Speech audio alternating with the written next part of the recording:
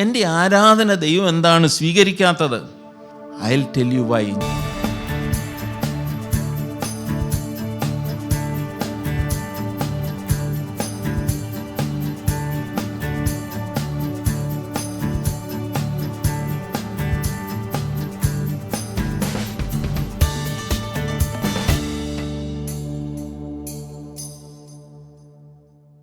ഒരു വാക്ക് പ്രാർത്ഥിക്കാം. കർത്താവേ, നല്ല ദൈവമേ, കർത്താവ് ഞങ്ങളോട് സംസാരിച്ചുകൊണ്ടിരുന്നതിനായിട്ട് ഞങ്ങൾ നന്ദി പറയുന്നു. ആ ക്രിസ്തുവിൻ്റെ ഭാവമുള്ളവരായിട്ട് കർത്താവെ ഞങ്ങളായിരിക്കാൻ ഞങ്ങളെ വീണ്ടും സമർപ്പിക്കുന്നു. ഇന്ന് വീണ്ടും കർത്താവെ അല്പസമയം ദൈവവചനം ശ്രദ്ധിക്കാനായിട്ടുള്ള വലിയൊരു കൃപ ഞങ്ങൾ ചോദിക്കുന്നു. പരിശുദ്ധാത്മാവ് ശക്തിയോടെ ഞങ്ങളിൽ വ്യാപരിച്ചുകൊണ്ടിരിക്കേണ്ടതിന് വേണ്ടി ഞങ്ങൾ പ്രാർത്ഥിക്കുന്നു. ഞങ്ങളുടെ ഹൃദയങ്ങളെ തുറന്നു തരണമേ. കർത്താവിൻ്റെ വലിയ കൃപ ഞങ്ങൾ ചോദിക്കുന്നു, യേശു കർത്താവിൻ്റെ നാമത്തിൽ തന്നെ, ആമേൻ. കഴിഞ്ഞ ദിവസങ്ങളിലൊക്കെ ഞാൻ ദാനിയേലിൻ്റെ പുസ്തകമെന്നാണ് പറയുന്നത്, പ്രവചനം എന്നല്ല പറയുന്നത്, ദ ബുക്ക് ഓഫ് ഡാനിയേൽ. ആ ഭാഗം ഒന്ന് ചിന്തിച്ചു. നമ്മൾ പണ്ട് സൺഡേ സ്കൂള് തുടങ്ങി കേൾക്കുന്ന ആ എല്ലാവർക്കും പരിചിതമായ കഥകൾ എന്താ? ദാനിയേലിനെ പിടിച്ച് സിംഹക്കുഴിയിലിട്ടു, അതുപോലെ ശദ്രക്, മേശക്, അബേദ്നെഗോവിനെ തീച്ചൂളയിലിട്ടു. ഇതെല്ലാം നമുക്ക് വളരെ പരിചിതമാണ്. എന്നാൽ ഈ ഭാഗം ഞാൻ ചിന്തിച്ചുകൊണ്ടിരുന്നപ്പോൾ 2 വാക്യങ്ങൾ എന്നെ സ്പർശിച്ചു. അപ്പോൾ അതിനോട് ചേർന്ന് ചില കാര്യങ്ങൾ ഇന്ന് ചിന്തിക്കാനായിട്ട് ഞാൻ ആഗ്രഹിക്കുന്നു. ഇതാണ്ട് 536 BC എഴുതപ്പെട്ട പുസ്തകമാണ്. ക്രിസ്തുവിന് 536 വർഷങ്ങൾക്ക് മുമ്പ്. ഇതിനകത്ത് എഴുതിയിരിക്കുന്ന, ദാനിയേലിൻ്റെ ഈ പുസ്തകത്തിൽ എഴുതിയിരിക്കുന്ന എല്ലാ സംഭവങ്ങളും ഏതാണ്ട് 605 തൊട്ട് 536 BC വരെ നടന്ന കാര്യങ്ങളാണ്. ചരിത്രത്തിൽ ഉള്ള കാര്യങ്ങളാണിത്.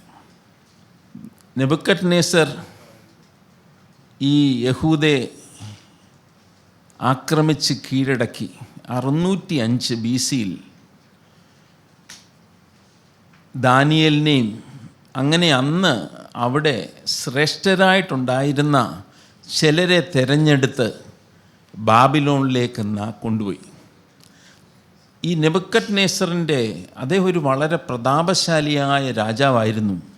അദ്ദേഹത്തിൻ്റെ ഒരു പരിപാടിയായിരുന്നു, ഏത് രാജ്യം ചെന്നത് കീഴടക്കിയാലും അവിടെ ഉള്ളതിൽ ശ്രേഷ്ഠരായവരെ അവിടുന്ന് തൻ്റെ രാജ്യത്തിലേക്ക് കൊണ്ടുപോയി അവിടുത്തെ ഈ രാജ്യം ഒരു വലിയ രാജ്യമായിട്ട് തീർന്നു. അവിടെ ഇതുവരെ ആ ഗവൺമെൻറ്റിൽ ആ ഭരണത്തിന് വേണ്ടി ഉപയോഗിക്കുന്ന ഒരു രീതി ഉണ്ടായിരുന്നു. അതുമാത്രമല്ല, അവിടെ ആരാധിച്ചു കൊണ്ടിരുന്ന ദേവന്മാരെ ആരാധിക്കാൻ അവിടെ ബാക്കിയിട്ടിരുന്ന വളരെ പാവപ്പെട്ടവരെ അനുവദിക്കുകയും ആ പാവപ്പെട്ട മനുഷ്യർക്ക് അന്ന് സമ്പത്തൊക്കെ കൊടുത്ത് അവരെ അവിടെ ആക്കും, ബാക്കിയുള്ളവരെ കൊന്നുകളയുകയും കൊണ്ടുപോവുകയൊക്കെ ചെയ്യും.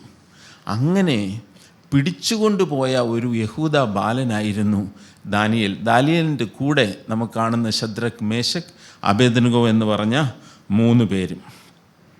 ഈ ദാനിയേൽ ശ്രേഷ്ഠനായിരുന്നു. അവിടെയും പോയി തൻ്റെ ശ്രേഷ്ഠത തെളിയിച്ചു. അതിനൊരു കാര്യമുണ്ട്. താൻ അന്നുവരെ മനസ്സിലാക്കുകയും സേവിച്ചു വരികയും ചെയ്ത ദൈവത്തെ അവിടെ ചെന്നപ്പോഴും താൻ മുറുകെ പിടിച്ചു.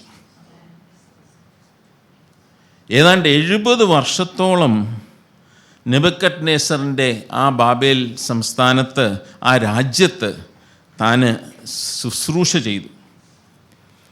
നെബൂഖദ്നേസറിൻ്റെ മരണത്തിന് ശേഷം ബെൽഷസർ, ഇംഗ്ലീഷിൽ ദാരിയസ് എന്ന് പറയും, മലയാളത്തിൽ ദാര്യാവേശ്, വേറെ ഇംഗ്ലീഷിൽ സൈറസ് എന്ന് പറയും, മലയാളത്തിൽ അത് എഴുതിയേക്കുന്ന കോരശ്, ഇങ്ങനെയുള്ള 4 രാജാക്കന്മാരുടെ സ്ഥലത്ത് അവരുടെ ആയുസ്സിൽ, അവരുടെ ഭരണത്തിൻ്റെ സമയത്ത് ഈ ദാനിയേൽ അവിടെ ശുശ്രൂഷ ചെയ്തുകൊണ്ടിരുന്നു.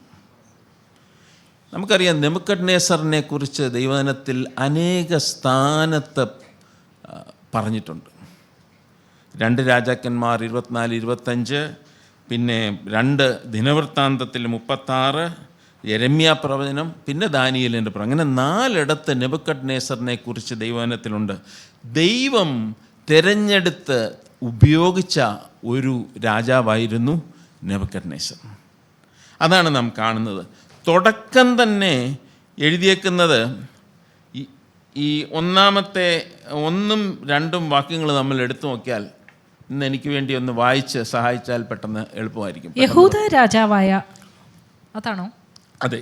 യഹോയാക്കീമിന്റെ വാഴ്ചയുടെ 3-ാം ആണ്ടിൽ ബാബേൽ രാജാവായ നെബൂഖദ്നേസർ യെരുശലേമിലേക്ക് വന്ന് അതിനെ നിരോധിച്ചു. കർത്താവ് യഹൂദ രാജാവായ യഹോയാക്കീമിനെയും ദൈവത്തിൻ്റെ ആലയത്തിലെ പാത്രങ്ങളിൽ ചിലതിനെയും അവൻ്റെ കയ്യിൽ ഏൽപ്പിച്ചു. അവൻ അവയെ ഷിനാർ ദേശത്ത് തൻ്റെ ദേവൻ്റെ ക്ഷേത്രത്തിലേക്ക് കൊണ്ടുപോയി. ആ പാത്രങ്ങളെ അവൻ തൻ്റെ ദേവൻ്റെ ഭണ്ഡാരഗൃഹത്തിൽ വെച്ചു. അപ്പം ഇവിടെ കാണുന്നത്,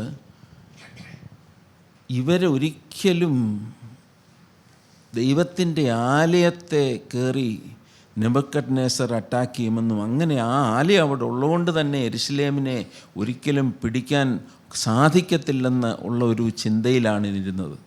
പക്ഷേ കർത്താവ് അവരോട് പല പ്രാവശ്യം പറഞ്ഞു, പല പ്രവാചകന്മാർ അവർക്ക് വേണ്ടി ശുശ്രൂഷിച്ചു. ദൈവത്തെ മുറുകെ പിടിക്കാതിരിക്കുമ്പോൾ ദൈവം അവരുടെ കൂടെ കാണത്തില്ല. താൻ പ്രത്യേകമായി തിരഞ്ഞെടുത്ത ഈ ഒരു സ്ഥലമാണെങ്കിലും തൻ്റെ ആലയമാണെങ്കിലും താൻ അത് ഉപേക്ഷിച്ച് കളയുമെന്നും ഇവരെല്ലാം വലിയ കഷ്ടതയിലായിത്തീരുമെന്നും അവരോട് പല പ്രാവശ്യം ഓർപ്പിച്ചു. പക്ഷേ എങ്കിലും അവരതൊന്നും ചെവിക്കൊണ്ടില്ല. അങ്ങനെ ദൈവത്തിൻ്റെ ആലയത്തിൽ ഉപയോഗിക്കുന്ന പാത്രങ്ങളെപ്പോലും അതിൽ ചിലതിനെ എന്നാണ് ഇവിടെ എഴുതിയേക്കുന്നത്. അങ്ങനെയാണ് എഴുതിയത്. ചിലതിനെ എടുത്തുകൊണ്ട് നെബൂഖദ്നേസർ പോയി തൻ്റെ ദേവൻ്റെ ക്ഷേത്രം. അതൊരു ബാക്ക്ഗ്രൗണ്ട് ഇൻഫർമേഷനാണ്. അതിന് വലിയൊരു കാര്യമുണ്ട്. ഇതിൻ്റെ 2-ാമത്തെ അധ്യായത്തിൻ്റെ 1-ാമത്തെ വാക്യം തുടങ്ങിയാണ് നമ്മളെപ്പോഴും കേട്ടിട്ടുള്ള കാര്യങ്ങൾ. 2-ന്റെ-1 നമുക്കൊന്ന് വായിക്കാം. നെബൂഖദ്നേസറിൻ്റെ വാഴ്ചയുടെ 2-ാം ആണ്ടിൽ നെബൂഖദ്നേസർ സ്വപ്നം കണ്ടു. അവൻ്റെ മനസ്സ് വ്യാകുലപ്പെട്ട് അവൻ ഉറക്കമില്ലാതെയായി. താനൊരു സ്വപ്നം കണ്ടു, തൻ്റെ മനസ്സ് വ്യാകുലപ്പെട്ടു, ഉറക്കമില്ലാതെ വന്നു. അങ്ങനെ ഇരിക്കുമ്പോൾ താൻ അവിടെ ഉണ്ടായിരുന്നവരെ എല്ലാം വിദ്വാന്മാരെ വിളിച്ചിട്ട് അവരോട് പറയുന്നത് സ്വപ്നവും പറയണം, അർത്ഥവും പറയണം. കാരണം സ്വപ്നം മറന്നുപോയി. രാത്രി കണ്ടു, മനസ്സ് വിഷമിച്ചു, സ്വപ്നവും പറയണം, അർത്ഥം പറയണം. അവർ പറഞ്ഞു സ്വപ്നം പറഞ്ഞാൽ അർത്ഥം പറയാം. ഇത് രണ്ടും കൂടെ പറയാൻ വലിയ പാടാണ്. അങ്ങനെ ഇരിക്കുന്ന ഒരു സാഹചര്യമാണ് നമ്മളവിടെ കാണുന്നത്. എന്നാൽ അവിടെ ദാനിയേൽ ദൈവത്തോട് പ്രാർത്ഥിച്ചു. ദൈവം തനിക്ക് ആ സ്വപ്നവും അതിൻ്റെ അർത്ഥവും വെളിപ്പെടുത്തി കൊടുത്തതായിട്ട് നമ്മൾ കാണുന്നു. ദാനിയേൽ 2:28 തുടങ്ങിയുള്ള 36 നമുക്ക് വായിച്ചാൽ ആ സ്വപ്നം എന്തായിരുന്നു നമുക്കൊന്ന് കാണാം. ഒന്ന് വായിച്ചാട്ടെ. എങ്കിലും രഹസ്യങ്ങളെ വെളിപ്പെടുത്തുന്ന ഒരു ദൈവം സ്വർഗത്തിലുണ്ട്. അവൻ ഭാവി കാലത്ത് സംഭവിപ്പാനിരിക്കുന്നത് നെബൂഖദ്നേസർ രാജാവിനെ അറിയിച്ചിരിക്കുന്നു. സ്വപ്നവും പള്ളിമെത്തയിൽ വെച്ച് തിരുമനസ്സിലുണ്ടായ ദർശനങ്ങളും ആവിത്. രാജാവേ, ഇനിമേൽ സംഭവിപ്പാനിരിക്കുന്നത് എന്തെന്നുള്ള വിചാരം പള്ളിമെത്തയിൽ വെച്ച് തിരുമനസ്സിൽ ഉണ്ടായി. രഹസ്യങ്ങളെ വെളിപ്പെടുത്തുന്നവൻ സംഭവിപ്പാനിരിക്കുന്നത് അറിയിച്ചുമിരിക്കുന്നു. എനിക്കോ ജീവനോടിരിക്കുന്ന യാതൊരുത്തനേക്കാളും അധികമായ ജ്ഞാനം ഒന്നും ഉണ്ടായിട്ടല്ല രാജാവിനോട് അർത്ഥം ബോധിപ്പിക്കേണ്ടതിനും തിരുമനസ്സിലെ വിചാരം തിരുമനസ്സുകൊണ്ട് അറിയേണ്ടതിനും അത്രേ ഈ രഹസ്യം എനിക്ക് വെളിപ്പെട്ടിരിക്കുന്നത്.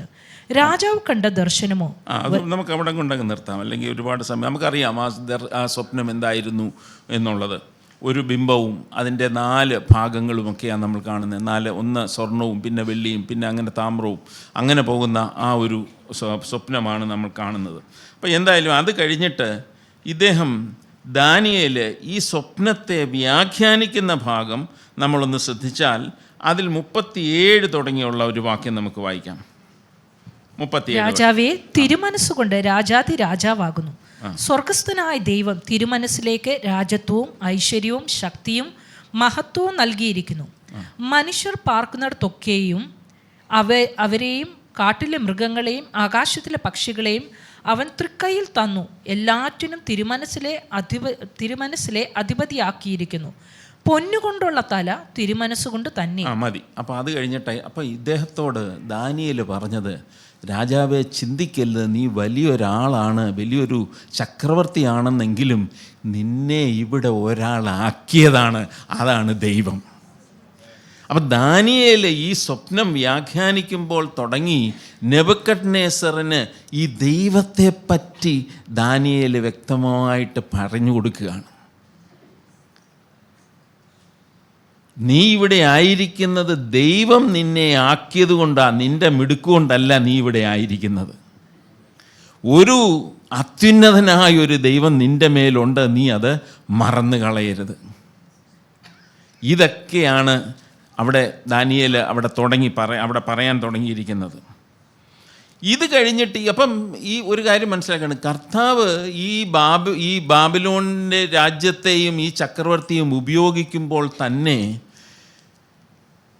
തന്നെക്കുറിച്ച് അവർക്ക് വെളിപ്പെടുത്തി കൊടുത്തുകൊണ്ട് തന്നെ ഇരിക്കുക. പക്ഷെ നമ്മൾ മുമ്പോട്ട് പോകുമ്പോൾ 3-ാമത്തെ അധ്യായത്തിലേക്ക് വരുമ്പോൾ നമ്മളൊരു കാര്യം കാണുന്നു. ഈ നെബൂഖദ്നേസർ ഇതൊന്നും ശരിക്കും അങ്ങോട്ട് ഉൾക്കൊള്ളുന്നില്ലെന്നുള്ളതാണ് നമ്മൾ മനസ്സിലാക്കേണ്ടത്. 3-ാമത്തെ അധ്യായത്തിൻ്റെ ആദ്യത്തെ ഭാഗം നമുക്കൊന്ന് വായിക്കാം. നെബൂഖദ്നേസർ രാജാവ് പൊന്നുകൊണ്ട് ഒരു ബിംബമുണ്ടാക്കി. അതിൻ്റെ ഉയരം 60 മുഴവും വണ്ണം 6 മുഴവുമായിരുന്നു. ഇത് പറയുന്നത് 90 അടി പൊക്കമുള്ള ഒരു ബിംബമാണ് അവിടെ ഉണ്ടാക്കി വെച്ചത്. 90 അടി എന്ന് പറഞ്ഞാൽ നമ്മൾ ഒരു 9 ഫ്ലോർസ് ഉള്ള ഒരു ബിൽഡിങ്ങിൻ്റെ അത്രയും പൊക്കം. അപ്പം ഈ 9 അടി വീതി ഇങ്ങനെ ഇരിക്കുന്ന ഒരു ബിംബത്തെ അന്ന് ഉണ്ടാക്കി പൊക്കിയെടുത്ത് വെച്ചു. എന്നിട്ടാണ് പറഞ്ഞത്, എല്ലാവരും ആര് വേണം, ഇപ്പം എന്തോ വേണം, ഈ ബിംബത്തെ നമസ്കരിക്കണം. ഇവിടെയാണ് ശദ്രക്കും മേശക്കും അബേദ്നെഗോവും പറഞ്ഞത്, ഞങ്ങൾ ഒരു തരത്തിലും ഇത് ചെയ്യത്തില്ല.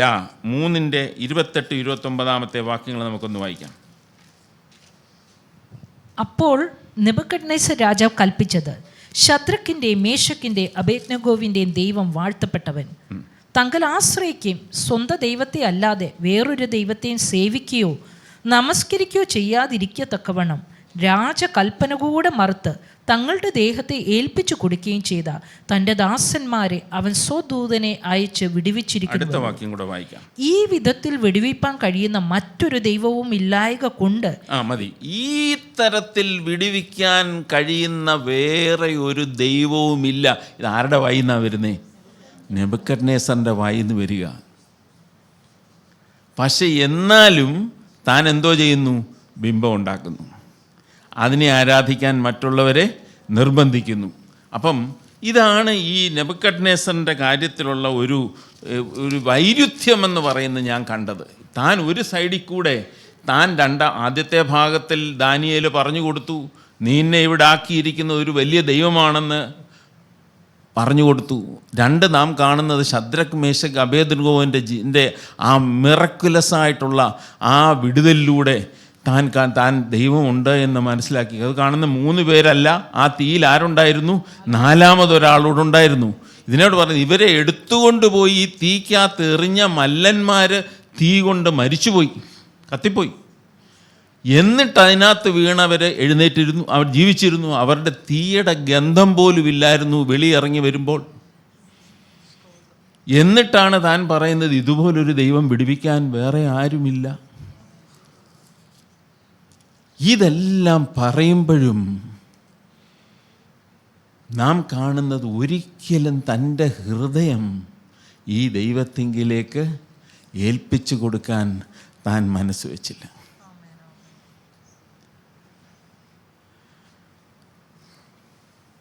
അത് കഴിഞ്ഞിട്ട് നമ്മൾ 4-ാമത്തെ അധ്യായത്തിലേക്ക് വരുമ്പോൾ, ഞാനൊരു ബാക്ക്ഗ്രൗണ്ട് പെട്ടെന്ന് പറയുന്നത് എന്ന് നമുക്കൊന്ന് ഇത് കണ്ടെക്സ്റ്റ് ആയിക്കോട്ടെ എന്ന് വിചാരിച്ചുകൊണ്ട് 4:1 നമ്മൾ വായിച്ചാൽ, നെബൂഖദ്നേസർ രാജാവ് സർവ്വഭൂമിയിലും പാർക്കുന്ന സകല വംശങ്ങൾക്കും ജാതികൾക്കും ഭാഷക്കാർക്കും എഴുതുന്നത്, നിങ്ങൾക്ക് ശുഭം വർദ്ധിച്ചു വരട്ടെ. അതെ, അപ്പം ഇതിപ്പോൾ അടുത്തൊരു സ്വപ്നത്തെക്കുറിച്ചാണ് എഴുതുന്നത്.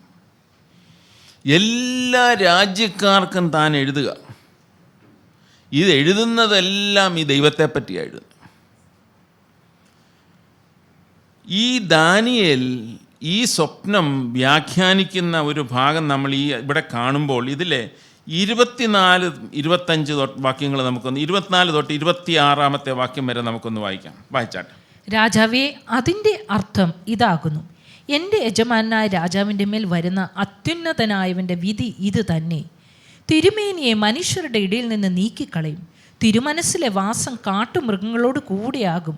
തിരുമേനിയെ കാളയെപ്പോലെ പുല്ലു തീറ്റും. തിരുമേനി ആകാശത്തിലെ മഞ്ഞുകൊണ്ട് നനയും. മനുഷ്യരുടെ രാജത്വത്തിന്മേൽ അത്യുന്നതനായവൻ വാഴുകയും അതിനെ തനിക്ക് ബോധിച്ചവന് കൊടുക്കുകയും ചെയ്യുന്നുവെന്ന് തിരുമനസ്സുകൊണ്ട് അറിയുന്നത് വരെ 7 കാലം കഴിയും. അപ്പം നിൻ്റെ മനസ്സിൽ നീ ഇത് മനസ്സിലാക്കും. നിന്നെ ദൈവമാണ് ഇവിടെ ആക്കിയതെന്ന് മനസ്സിലാക്കുന്നത് വരെ തന്നെ എന്തോ ചെയ്യിച്ചു? പുല്ലു തീറ്റിച്ചു. കാര്യം മനസ്സിലാക്കാൻ പുല്ലു തീറ്റിച്ചു. ഞാൻ ഈ രാജാവിനെ സത്യം മനസ്സിലാക്കാൻ പുല്ലു തീറ്റിച്ചെന്നൊക്കെ പറയുമ്പോൾ നമ്മൾ ശ്രദ്ധിക്കേണ്ടത് നമ്മുടെ ജീവിതത്തിലേക്ക് നമ്മളൊന്ന് തിരിഞ്ഞു നോക്കണം. നമ്മുടെ ജീവിതത്തിൽ ഇതുപോലെ പുല്ല് തിന്ന അനുഭവങ്ങളുണ്ടോ? ദൈവം നമ്മളോട് വളരെ ഇടപെട്ട അവസരങ്ങളുണ്ടോ ചിലത് മനസ്സിലാക്കാൻ, നമ്മുടെ ജീവിതത്തെ ചില മാറ്റങ്ങൾ വരുത്തുവാൻ? ഇന്നിപ്പോൾ ഈ സഹോദരൻ പറഞ്ഞു, ക്രിസ്തുവിൻ്റെ ഭാവം നിങ്ങളിൽ ഉണ്ടായിരിക്കട്ടെ. യൂണിറ്റി എന്ന് പറയുമ്പോൾ ആ ഭാവത്തിൻ്റെ ഏറ്റവും മൂർത്തിരൂപമായിട്ട് താൻ ഇന്ന് അവതരിപ്പിച്ചത് ആ താഴ്മയെന്ന് പറഞ്ഞ ഭാവമാണ്. അതില്ലാതെ നമുക്ക് ഐക്യമത്യമില്ല. 2 or 3 പേര് കർത്താവിൻ്റെ നാമത്തിൽ കൂടി വരുന്നു എന്ന് പറയുമ്പോൾ അവിടെ ഒരു ഐക്യമത്യത്തിൻ്റെ പുറത്താണ് കർത്താവിൻ്റെ സാന്നിധ്യം അവിടെ ഇറങ്ങി വരുന്നത്.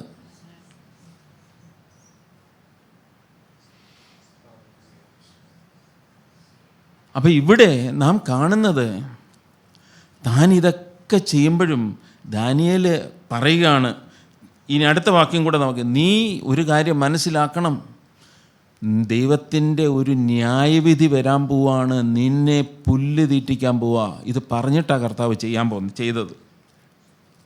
ഇത് നമ്മളിവിടെ കണ്ടിട്ട് മുമ്പോട്ട് പോകുമ്പോൾ ഇതിൻ്റെ 27ാമത്തെ അഡ്വൈസ് ദാനിയേൽ വീണ്ടും രാജാവിന് തൻ്റെ ഒരു ഉപദേശം കൊടുക്കുന്നു. 27ാമത്തെ വാക്യം നമുക്ക് വായിക്കാം. ആകയാൽ രാജാവേ, എൻ്റെ ആലോചന തിരുമനസ്സിലേക്ക് പ്രസാദമായിരിക്കട്ടെ. നീതിയാൽ പാവങ്ങളെയും ദരിദ്രന്മാർക്ക് കൃപ കാട്ടുന്നതിനാൽ അകൃത്യങ്ങളെയും പരിഹരിച്ചു കൊള്ളുക. അതിനാൽ പക്ഷേ തിരുമനസ്സിലെ സുഖകാലം ദീർഘമായി നിൽക്കും. ദാനിയേൽ പറഞ്ഞു, രാജാവേ, കാര്യങ്ങൾക്ക് വ്യത്യാസമുണ്ടാക്കണം.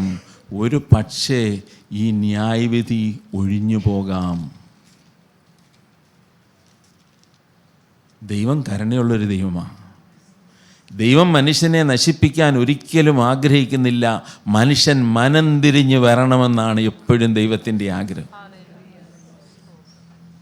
കർത്താവ് നമ്മളോട് ഇടപെടുമ്പോഴും നമ്മൾ സത്യം മനസ്സിലാക്കണം. നമ്മുടെ ജീവിതത്തിൽ വ്യത്യാസം വരണം. അത് നമുക്ക് ഗുണമാകണം എന്നുള്ളതാണ് ദൈവത്തിൻ്റെ എപ്പോഴും ഒരു ആഗ്രഹം. നമ്മൾ ദൈവത്തെ അങ്ങനെയാണ് നമ്മൾ കാണേണ്ടത്. അങ്ങനെയാണ് താൻ തന്നെ വെളിപ്പെടുത്തിയത്. ഇത് കഴിഞ്ഞിട്ട് 30ാമത്തെ വാക്യം നമ്മളൊന്ന് നോക്കിയാൽ, ഇപ്പോൾ 29-30 വാക്യം നമുക്ക് വായിക്കാം. 12 മാസം കഴിഞ്ഞിട്ട് അവൻ ബാബേലിലെ രാജമന്ദിരത്തിന്മേൽ ഉലാവിക്കൊണ്ടിരുന്നു. ഇത് ഞാൻ എൻ്റെ ധനമഹാത്മ്യത്തിനാൽ എൻ്റെ പ്രതാപ മഹത്വത്തിനായിട്ട് രാജധാനിയായി പണിത മഹദിയാം ബാബേൽ അല്ലയോ എന്ന് രാജാവ് പറഞ്ഞു തുടങ്ങി. രാജാവ് പറഞ്ഞു തുടങ്ങി. വായിൽ വാക്കുള്ളപ്പോൾ തന്നെ പറയുന്നത് അവൻ്റെ അവസ്ഥയ്ക്ക് മാറ്റം വന്നു. 33 ഉടൻ തന്നെ ആ വാക്ക് നെബൂഖദ്നേസറിന് നിവൃത്തിയായി. അവനെ മനുഷ്യരുടെ ഇടയിൽ നിന്ന് നീക്കിക്കളഞ്ഞു. അവൻ്റെ രോമം കഴുകൻ്റെ തൂവൽ പോലെയും അവൻ്റെ നഖം പക്ഷിയുടെ നഖം പോലെയും വളരുന്നത് വരെ അവൻ കാള എന്നതുപോലെ പുല്ല് തിന്നുകയും അവൻ്റെ ദേഹം ആകാശത്തിലെ മഞ്ഞുകൊണ്ട് നനയുകയും ചെയ്തു. പക്ഷെ കർത്താവ് ഒരു കാര്യം പറഞ്ഞാൽ അതിന് മാറ്റമില്ല. നിൻ്റെ മനസ്സിൽ നീ അത് മനസ്സിലാക്കുന്ന സമയത്ത് ഞാൻ നിന്നെ മാറ്റും. വർഷം 7 എടുത്തു.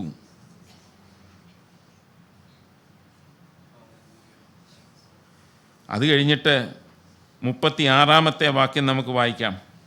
ആ നേരത്ത് തന്നെ എൻ്റെ ബുദ്ധി മടങ്ങി വന്നു. എൻ്റെ രാജത്വത്തിൻ്റെ മഹത്വത്തിനായി എൻ്റെ മഹിമയും മുഖപ്രകാശവും മടങ്ങി വന്നു. എൻ്റെ മന്ത്രിമാരും മഹത്തുക്കളും എന്നെ അന്വേഷിച്ചു. ഞാൻ എൻ്റെ രാജത്വത്തിൽ യഥാസ്ഥാനപ്പെട്ടു. ശ്രേഷ്ഠ മഹത്വം എനിക്ക് അധികമായി സിദ്ധിച്ചു. ഇദ്ദേഹം നെബൂഖദ്നേസർ രാജാവിനെ കർത്താവ് താനെടുത്ത് ഉപയോഗിച്ചു, തിരഞ്ഞെടുത്തു. തൻ്റെ ഈ ഭൂമിയിലുള്ള പല പദ്ധതികൾക്കായിട്ട് തന്നെ എടുത്ത് ഉപയോഗിച്ചു. ആ സമയത്തൊക്കെയും തന്നെപ്പറ്റി ഈ രാജാവ് ഗ്രഹിക്കണമെന്ന് ദൈവം ആഗ്രഹിച്ചു. പടിപടിയായിട്ട് ദൈവം അദ്ദേഹത്തിന് തന്നെക്കുറിച്ച് വെളിപ്പെടുത്തി കൊടുത്തു. അവിടെ തൻ്റെ ഒരു ദാസനെ ആ ദേശത്ത് ദാനിയേലിനെ ഉയർത്തി തൻ്റെ സ്വപ്നങ്ങളും തനിക്കുണ്ടാകുന്ന കാര്യങ്ങളൊക്കെ ഇതിനിടയിൽ വേറെ എന്തെല്ലാം കാര്യങ്ങൾ അവിടെ നടന്നു കാണും. നമുക്ക് ചില കാര്യങ്ങൾ മാത്രമേ ഈ പുസ്തകത്തിൽ എഴുതിയിട്ടുള്ളൂ. പക്ഷേ ഇദ്ദേഹം അപ്പോഴും വ്യത്യാസം വരാതെ വന്നപ്പോൾ ദൈവം വീണ്ടും അവിടെ ഒരു അത്ഭുതം ചെയ്തു. 7 വർഷത്തേക്ക് ഒരു മനുഷ്യനല്ലാതായി പുല്ല് തിന്ന് ഈ പറഞ്ഞ പോലെ മഞ്ഞ് കൊണ്ട് കൊട്ടാരത്തിൽ നിന്ന് ഇറങ്ങി വെളിയിൽ ഈ ജീവിക്കുക എന്ന് പറഞ്ഞാൽ ഒരു മൃഗത്തെപ്പോലെ ജീവിക്കുക എന്ന് പറഞ്ഞിട്ട് അത് കഴിഞ്ഞിട്ട് താൻ ഉയരത്തിലേക്ക് 7 വർഷം കഴിഞ്ഞ് നോക്കുകയും തൻ്റെ അവസ്ഥയെപ്പറ്റി ഗ്രഹിക്കുകയും ദൈവം ഉടനടി അദ്ദേഹത്തിൻ്റെ തിരിച്ച് ആ മനസ്സ് തിരിച്ചു കൊടുക്കുകയും മറ്റുള്ളവർ ഈ 7 വർഷം കഴിഞ്ഞ് ഇദ്ദേഹത്തെ വീണ്ടും തിരിച്ച് സ്വീകരിച്ച് വീണ്ടും ചക്രവർത്തി. ഇതെന്തോ ഒരു അത്ഭുതമാണ്. 7 വർഷം അവിടുന്ന് മാറി നിന്ന് കഴിഞ്ഞിട്ട് ഇവിടെ പറയുന്ന എൻ്റെ ശ്രേഷ്ഠ മഹാത്മ്യം എനിക്ക് മടക്കി കിട്ടി. ദൈവം എത്ര ഭയങ്കരമായിട്ടാണ് ദൈവം ഇതെല്ലാം ഈ ഭൂമിയെ ഭരിക്കുന്നത്. ദൈവം ഹീ ഈസ് ഇൻ കൺട്രോൾ എന്നുള്ളതാണ് നമ്മളെ വീണ്ടും വീണ്ടും നമ്മളെ ഓർപ്പിക്കുന്നത്. രാജാവിനെ ഓർപ്പിച്ചത് അതാണ്. നമ്മൾ വിചാരിക്കും ഇതൊന്നും ഇത് കാര്യങ്ങളൊക്കെ മാറി മറിയുമ്പോൾ നമുക്ക് ദൈവത്തിൻ്റെ കയ്യിലല്ലയോ എന്ന് ചിന്തിച്ചാൽ അല്ല, ദൈവമാണ് സകലത്തെയും നിയന്ത്രിക്കുന്നതും നടത്തുന്നതും എന്നുള്ള വലിയൊരു ബോധ്യം നമുക്കുണ്ടായിരിക്കും. നമ്മുടെ ജീവിതത്തിലും നമുക്ക് മനസ്സിലാകുന്നതിനപ്പുറത്ത് നമ്മളെ നടത്താൻ കഴിയുന്ന ഒരു ദൈവമാണ് നമ്മളെ വിളിച്ചിരിക്കുന്നതെന്നുള്ള വലിയൊരു ബോധ്യം നമുക്കുണ്ടാണ്. ഇത് വായിക്കുമ്പോൾ നമുക്കിതാണ് മനസ്സിലാകേണ്ടത്. പക്ഷേ ഈ ദൈവം ഈ ബാബിലോണിൽ കാര്യങ്ങളൊക്കെ ഇത്രത്തോളം മനസ്സിലാക്കി കൊടുത്തു കഴിഞ്ഞിട്ട് നാം ഇവിടെ കാണുന്നത് നെബൂഖദ്നേസറിന് ശേഷം ഇടയ്ക്ക് 1-2 വേറെ രാജാക്കന്മാർ ഭരിച്ചെങ്കിലും ഒരു 6-7 വർഷം കഴിഞ്ഞപ്പോൾ തിരിച്ച് ഇദ്ദേഹത്തിൻ്റെ മകനായിട്ടുള്ള ഒരു രാജാവും അദ്ദേഹത്തിൻ്റെ കൂടെ തന്നെ അദ്ദേഹത്തിൻ്റെ മകൻ എന്ന് പറഞ്ഞാൽ നെബൂഖദ്നേസറിൻ്റെ കൊച്ചുമകനായിരിക്കുന്ന ഈ ബെൽഷസർ എന്ന് പറഞ്ഞ രാജാവും കൂടെ വീണ്ടും അധികാരം ഈ ബാബേൽ രാജ്യത്ത് അവരേറ്റെടുത്തു. അതാണ് 5-ാമത്തെ അധ്യായത്തിൽ നമ്മൾ കാണുന്നത്. അവിടെ നാം കാണുന്നത് ഈ ബെൽഷസർ രാജാവിൻ്റെ 1-ാമത്തെ വാക്യം നമുക്ക് വായിക്കാം. ബെൽഷസർ രാജാവ് തൻ്റെ മഹത്തുക്കളിൽ 1000 പേർക്ക് ഒരു വലിയ വിരുന്ന് ഒരുക്കി. അവർ കാണുകെ വീഞ്ഞു കുടിച്ചു. അത് കഴിഞ്ഞിട്ട് 2-ാമത്തെ വാക്യം കൂടെ വായിക്കാം. ബെൽഷസർ വീഞ്ഞു കുടിച്ച് രസിച്ചിരിക്കുമ്പോൾ തൻ്റെ അപ്പനായ നെബൂഖദ്നേസർ യെരൂശലേമിലെ മന്ദിരത്തിൽ നിന്ന് എടുത്തു കൊണ്ടുവന്നിരുന്ന പൊന്ന് വെള്ളി പാത്രങ്ങളെ രാജാവും മഹത്തുക്കളും അവൻ്റെ ഭാര്യമാരും വെപ്പാട്ടികളും അവയിൽ കുടിക്കേണ്ടതിനായി കൊണ്ടുവരുവാൻ കൽപ്പിച്ചു. അപ്പം ബെൽഷസർ രാജാവായിട്ടിരുന്നപ്പോൾ കാരണം ഇതിനകത്ത് പറയുന്നത് തൻ്റെ അപ്പനായിരുന്ന രാജാവ് ഈ പല ട്രേഡ് അദ്ദേഹത്തിൻ്റെ വ്യാപാര വിഷയങ്ങൾ ക്രമീകരിക്കാനായിട്ട് രാജധാനിയിൽ നിന്ന് ദൂരെ യാത്ര ചെയ്യുകയും ഈ ബെൽഷസറിനെ രാജധാനി ബാബേലിലെ അവിടുത്തെ ഭരണം ഏൽപ്പിച്ചിട്ട് അങ്ങനെ ഇവർ 2 പേരും കൂടെ ഭരിക്കുന്നത്. ബെൽഷസർ താണ്ട് 1000 പേർക്ക് വിരുന്ന് കൊടുത്തിട്ട് നമ്മൾ ആദ്യം 1-ാമത്തെ അധ്യായത്തിൽ കണ്ടത് അന്ന് നെബൂഖദ്നേസർ എടുത്തുകൊണ്ട് പോയ പാത്രങ്ങൾ, ദൈവത്തിൻ്റെ ആലയത്തിൽ നിന്ന് എടുത്തുകൊണ്ട് വന്ന പാത്രങ്ങൾ എടുത്തുകൊണ്ട് ഇവിടെ വന്നിട്ട് വീഞ്ഞു കുടിക്കാൻ അപ്പോൾ ഒരു തോന്നലുണ്ടായി. നോക്കിക്കേ, അവിടെ ഇദ്ദേഹത്തിൻ്റെ ദേവൻ്റെ ഭണ്ഡാരത്തിൽ കൊണ്ടുവച്ചിരുന്ന പാത്രങ്ങൾ എടുത്തുകൊണ്ട് വരാനായിട്ട് തനിക്ക് ഒരു തോന്നലുണ്ടായി. താൻ അത് ചെയ്തു. പക്ഷേ ഇത്രയും ദൈവം തന്നെ വെളിപ്പെടുത്തി കഴിഞ്ഞപ്പോൾ 3-ാമത്തെ വാക്യത്തിൽ നമ്മൾ കാണുന്നത് ജഡ്ജ്മെൻറ്റ് വാസ് ഇമ്മീഡിയറ്റായിട്ടുള്ള തൻ്റെ ന്യായവിധി അവിടെ വെളിപ്പെട്ടു. 3-ാമത്തെ അധ്യായം നമുക്ക് വായിക്കാം. 3-ാമത്തെ വാക്യം 5-3. അങ്ങനെ അവർ യെരൂശലേമിലെ ദേവാലയത്തിൻ്റെ മന്ദിരത്തിൽ നിന്ന് കൊണ്ടുവന്നിരുന്ന പൊൻപാത്രങ്ങളെ കൊണ്ടുവന്നു. രാജാവും മഹത്തുക്കളും അവൻ്റെ ഭാര്യമാരും വെപ്പാട്ടികളും അവയിൽ കുടിച്ചു. വായിക്കാം. അവർ വീഞ്ഞു കുടിച്ച് പൊന്നും വെള്ളിയും താമ്രവും ഇരുമ്പും മരവും കല്ലും കൊണ്ടുള്ള ദേവന്മാരെ സ്തുതിച്ചു. തൽക്ഷണം ഒരു മനുഷ്യൻ്റെ കൈവിരലുകൾ പുറപ്പെട്ട് വിളക്കിന് നേരെ രാജധാനിയുടെ ചുവരിൻ്റെ വെള്ളമേൽ എഴുതി, എഴുതിയ കൈപ്പത്തി രാജാവ് കണ്ടു. ഉടനെ രാജാവിൻ്റെ മുഖഭാവം മാറി. അവൻ വിചാരങ്ങളാൽ പരവശനായി. അരയുടെ ഏപ്പ് അഴിഞ്ഞ് കാൽമുട്ടുകൾ ആടിപ്പോയി. ദൈവത്തിൻ്റെ ന്യായവിധി വെളിപ്പെട്ടു വന്നു. അതിന് സമയമൊന്നും വേണ്ടായിരുന്നു. അതിൻ്റെ റീസൺ നമുക്ക് കുറച്ചുകൂടെ നമുക്ക് പറയുമ്പോൾ ഞാൻ ആ വാക്യമാണ് എന്നെ ഇന്ന് ഈ ഭാഗം വായിച്ചപ്പോൾ ഏറ്റവും കൂടുതൽ ടച്ച് ചെയ്തത്. ഈ കൈകൊണ്ടെഴുതിയ കൈപ്പത്തി വന്ന് ഭിത്തിയിൽ എഴുതിയത് ദാനിയേൽ വ്യാഖ്യാനിക്കുന്നു 5-ാമത്തെ അധ്യായത്തിൻ്റെ 17-ാമത്തെ വാക്യം. ഇതിനകത്ത് പറയുന്നത് ഇദ്ദേഹത്തിൻ്റെ ഏപ്പാടിപ്പോയി, കാലുമുട്ട് നേരെ നിൽക്കാൻ വയ്യാതായി. ഈ 1000 പേരുടെ മുമ്പിൽ അദ്ദേഹത്തിൻ്റെ മുഖഭാവം മാറി. ബാബേൽ രാജാവിലെ ചക്രവർത്തിയുടെ കാര്യമാണ് പറയുന്നത്. ദൈവം നമ്മളോട് ഈ കൃപയിലൊക്കെ ഇങ്ങനെ എഴുതപ്പെട്ടുകൊണ്ടിരിക്കുന്നത് കൊണ്ടാണ് നമ്മളൊക്കെ നിൽക്കുന്നത്. ഇതുപോലെ കൈപ്പത്തി ഇങ്ങോട്ട് വന്ന് എഴുതി കഴിയുമ്പോഴത്തേക്ക് പിന്നെ മുട്ടേ നിൽക്കാനൊക്കത്തില്ല. ഇവിടെ പറയുന്നത് അന്ന് ഇദ്ദേഹം ഇങ്ങനെ ആയിക്കഴിഞ്ഞപ്പോൾ രാജ്ഞി ഓടി വന്ന് സംസാരിച്ചിട്ട് ദാനിയേലിൻ്റെ കാര്യം പറഞ്ഞു. ഒരിക്കലും ഈ 1000 പേരിനൊക്കെ വിരുന്ന് കൊടുക്കുന്നിടത്ത് രാജ്ഞിയൊന്നും ഇറങ്ങി വരത്തില്ല. അന്നത്തെ ആ ഒരു എമർജൻസി സിറ്റുവേഷനിൽ രാജ്ഞി ഇറങ്ങി വന്ന് ദാനിയേലെന്ന് പറഞ്ഞ ഒരു മനുഷ്യൻ ഉണ്ട്, അത് നിൻ്റെ വല്യപ്പൻ്റെ കാലത്ത് ഇവിടെ ഒരു ജ്ഞാനമുള്ള ഒരു മനുഷ്യനുണ്ട്, അവൻ ഇതൊക്കെ ചെയ്യുമെന്ന് പറഞ്ഞിട്ട് ദാനിയേലിൻ്റെ കാര്യം ബോധിപ്പിച്ചു. ഇതാണ് കഥ. നമുക്ക് മുമ്പോട്ട് പോയാൽ 17 തുടങ്ങി 24 വാക്യം വരെയുള്ള വാക്യങ്ങൾ നമുക്കൊന്ന് വായിക്കാം. ദാനിയേൽ രാജസന്നിധിയിൽ ഉത്തരം ഉണർത്തിച്ചത്, ദാനങ്ങൾ തിരുമേനിക്ക് തന്നെ ഇരിക്കട്ടെ, സമ്മാനങ്ങൾ മറ്റൊരുത്തന് കൊടുത്താലും എഴുത്ത് ഞാൻ രാജാവിനെ വായിച്ചു കേൾപ്പിച്ച് അർത്ഥം ബോധിപ്പിക്കാം. രാജാവേ, അത്യുന്നതനായ ദൈവം തിരുമേനിയുടെ അപ്പനായ നെബൂഖദ്നേസറിന് രാജത്വവും മഹത്വവും പ്രതാപവും ബഹുമാനവും നൽകി. അവന് നൽകിയ മഹത്വം ഹേതുവായി സകല വംശങ്ങളും ജാതികളും ഭാഷക്കാരും അവൻ്റെ മുൻപിൽ ഭയപ്പെട്ടു വിറച്ചു. തനിക്ക് ബോധിച്ചവനെ അവൻ കൊല്ലുകയും ബോധിച്ചവനെ ജീവനോട് വെക്കുകയും ബോധിച്ചവനെ ഉയർത്തുകയും ബോധിച്ചവനെ താഴ്ത്തുകയും ചെയ്തു വന്നു. എന്നാൽ അവൻ്റെ ഹൃദയം ഗർവിച്ചു, അവൻ്റെ മനസ്സ് അഹങ്കാരത്താൽ കഠിനമായി പോയ ശേഷം അവൻ രാജാസനത്തിൽ നിന്ന് നീങ്ങിപ്പോയി. അവർ അവൻ്റെ മഹത്വം അവങ്കിൽ നിന്ന് എടുത്തു കളഞ്ഞു. അങ്ങനെ അവൻ മനുഷ്യരുടെ ഇടയിൽ നിന്ന് നീങ്ങി. അവൻ്റെ ഹൃദയം മൃഗപ്രായമായി തീർന്നു. അവൻ്റെ പാർപ്പ് കാട്ടുകഴുതകളോട് കൂടെ ആയിരുന്നു. അവനെ കാളയെപ്പോലെ പുല്ല് തീറ്റി. മനുഷ്യരുടെ രാജത്വത്തിന്മേൽ അത്യുന്നതനായ ദൈവം വാഴുകയും തനിക്ക് ബോധിച്ചവനെ അതിനെ നിയമിക്കുകയും ചെയ്യുന്നുവെന്ന് അവൻ അറിഞ്ഞതുവരെ അവൻ്റെ ദേഹം ആകാശത്തിലെ മഞ്ഞുകൊണ്ട് നനഞ്ഞു. അവൻ്റെ മകനായ ബെൽഷസരെ, ഇതൊക്കെയും അറിഞ്ഞിട്ട് തിരുമേനിയുടെ ഹൃദയത്തെ താഴ്ത്താതെ. ഈ വാക്യമാണ് എന്നെ വളരെ ടച്ച് ചെയ്തത്.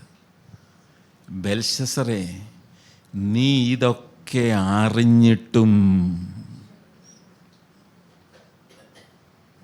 നിന്റെ ഹൃദയത്തെ താഴ്ത്താതെയാണ് നീ ആ പ്രവൃത്തി ചെയ്തത്.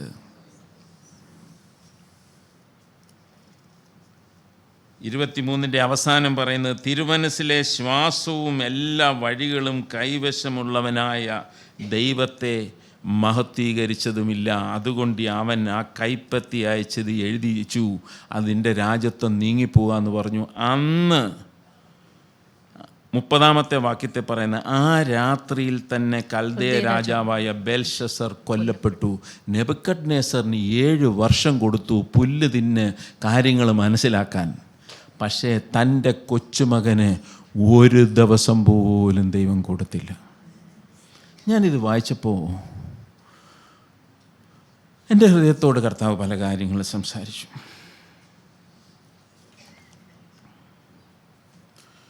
കർത്താവ് ആവർത്തന പുസ്തകത്തിൽ ചില വചനങ്ങൾ എഴുതിയിട്ടുണ്ട്. ആവർത്തന പുസ്തകം 4-ാമത്തെ അധ്യായത്തിൻ്റെ 9-ാമത്തെ വാക്യം. Deuteronomy chapter 4 verse 9. കണ്ണാലെ കണ്ടിട്ടുള്ള കാര്യങ്ങൾ നീ മറക്കാതെയും നിന്റെ ആയുഷ്കാലത്തൊരിക്കലും അവ നിന്റെ മനസ്സിൽ നിന്ന് വിട്ടുപോകാതെയും ഇരിപ്പാൻ മാത്രം സൂക്ഷിച്ച് നിന്നെ തന്നെ ജാഗ്രതയോടെ കാത്തുകൊള്ളുക. നിന്റെ മക്കളോടും മക്കളുടെ മക്കളോടും അവയെ ഉപദേശിക്കണം. നിന്റെ കണ്ണാലെ കണ്ടിട്ടുള്ളത് നീ മറക്കല്ലേ. ബെൽഷസനോർ ദാനിയേൽ സ്വപ്നം വ്യാഖ്യാനിച്ച് പറഞ്ഞത്, അതെയാ ബെൽഷസറേ, നീ നിൻ്റെ വല്യപ്പനായ നെബൂഖദ്നേസറിന് സംഭവിച്ചതെല്ലാം കണ്ടതാ, എന്നിട്ട് നീ പഠിച്ചില്ല. ഇവിടെ പറയുന്നത് നീ മറക്കുക മാത്രമല്ല, നീ മറക്കാതിരിക്കാനായി ഇത് കാര്യങ്ങൾ മറക്കാതിരിപ്പാൻ നീ ആരോടും കൂടെ പറയണം?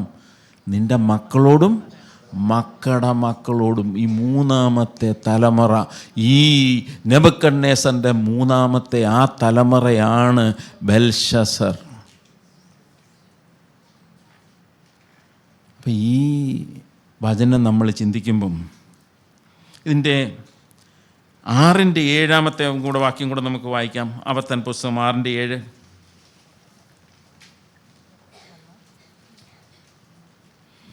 നീ അവയെ നിന്റെ മക്കൾക്ക് ഉപദേശിച്ചു കൊടുക്കുകയും നീ വീട്ടിലിരിക്കുമ്പോഴും വഴി നടക്കുമ്പോഴും കിടക്കുമ്പോഴും എഴുന്നേൽക്കുമ്പോഴും അവയെക്കുറിച്ച് സംസാരിക്കുകയും വേണം. ദൈവത്തിൻ്റെ കൽപ്പനകളെക്കുറിച്ചാണ് അവിടെ പറഞ്ഞേക്കുന്നത്. അപ്പോൾ ഇത് കഴിഞ്ഞിട്ട് പല കാര്യങ്ങൾ അവിടെ എഴുതുന്നു. ഇത് പറഞ്ഞാൽ നീ ഇത് കണ്ടിന്യൂസ് ആയിട്ട്, നമുക്കൊരു വലിയ ഉത്തരവാദിത്വമുണ്ട്. നെബൂഖദ്നേസറിനെ മനസ്സിലാക്കാൻ ദൈവം വളരെ സമയം കൊടുത്തെങ്കിൽ അവൻ്റെ കൊച്ചുമകന് മനസ്സിലാക്കാൻ സമയമൊന്നും കൊടുത്തില്ല. നമ്മളോട് ചില കാര്യങ്ങൾ സത്യം നമ്മളെ ദൈവം ഗ്രഹിപ്പിച്ച് കഴിഞ്ഞാൽ ദൈവം നമ്മളിൽ നിന്ന് ആഗ്രഹിക്കുന്നത് നമ്മളുടെ മക്കളോടും അവരുടെ മക്കളോടും നമ്മൾ ഈ സത്യം അവരെ പറഞ്ഞ് മനസ്സിലാക്കണമെന്നുള്ള വലിയൊരു ഉത്തരവാദിത്വം നമ്മുടെ മേൽ കിടക്കുന്നുണ്ട്. നമുക്ക് ചിലപ്പോൾ സമയം കിട്ടി, 7 വർഷം, കുറേ വർഷം പുല്ല് തിൻ്റെ ബുദ്ധിയൊക്കെ ശരിയാകാൻ ദൈവം സമയം തന്നു. പക്ഷേ നമ്മൾ സത്യം ഗ്രഹിച്ചു കഴിഞ്ഞ് അടുത്ത തലമുറയ്ക്ക് ഇതേപോലുള്ള സൗകര്യം ദൈവം കൊടുത്തോണമെന്നില്ല. കാര്യം നമ്മുടെ മേലൊരു ഉത്തരവാദിത്വം കിടക്കുന്നു. നമ്മുടെ ജീവിതം അവർ കണ്ടുകൊണ്ട് ജീവിക്കുന്നു. നമ്മളോട് പറഞ്ഞത് നീ മനസ്സിലാക്കിയത് നിൻ്റെ മക്കളോടും അവരുടെ മക്കളോടും നീ പറഞ്ഞ് മനസ്സിലാക്കിക്കോണം. 78-ാമത്തെ സങ്കീർത്തനത്തിൽ ചില വാക്യങ്ങളുണ്ട്. 78-ാമത്തെ സങ്കീർത്തനത്തിൻ്റെ 5 മുതലുള്ള വാക്യങ്ങൾ നമുക്ക് പോകാം. 78, Psalm 78, 5-8. അവൻ യാക്കോബിൽ ഒരു സാക്ഷ്യം സ്ഥാപിച്ചു, ഇസ്രായേലിൽ ഒരു ന്യായപ്രമാണം നിയമിച്ചു. നമ്മുടെ പിതാക്കന്മാരോട് അവയെ തങ്ങളുടെ മക്കളെ അറിയിപ്പാൻ കൽപ്പിച്ചു.